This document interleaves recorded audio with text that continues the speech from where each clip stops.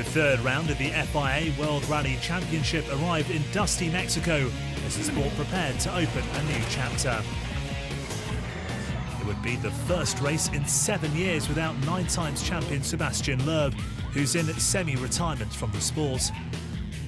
It was a big opportunity for several top drivers looking to establish their names at the top in the absence of Loeb. None more so than Sebastien Ogier. The Frenchman is fresh from his victory in snow-covered Sweden. On the first full day of racing, the rally claimed its first victim on the very first stage. Ogier's Volkswagen teammate Jari-Matti Latvala lasted only 500 metres before he hit a rock that ended his race. With Volkswagen's hopes now all on Ogier, he didn't disappoint. He enjoyed a successful second day, edging out Wolfsburg.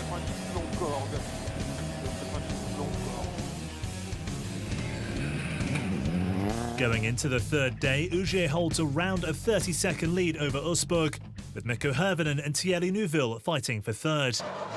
The next day was to prove a day of attrition, with the rocky terrain causing big problems.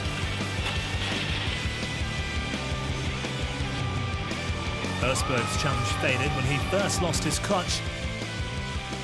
And then one stage later, his car gave out entirely with an alternator fault, forcing him to retire. Can't believe it. It's the third rally in a row now where we have technical issues, and I'm not happy with that. So it's. I hope this will change now.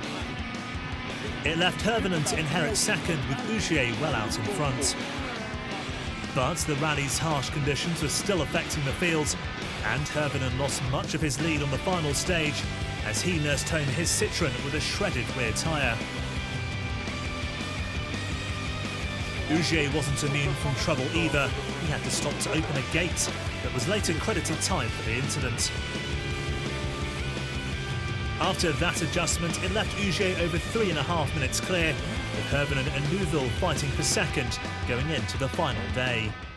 In the morning, Neuville had Hirvonen in his sights and was pushing hard, slightly too hard. He had a lucky escape, managing to avoid any damage, but his hopes of second place were gone.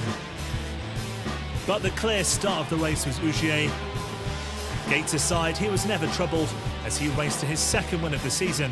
He led from stage 6 and never looked back. The start of the season is just amazing for us. We want to thank the team. The car was perfect again all the week.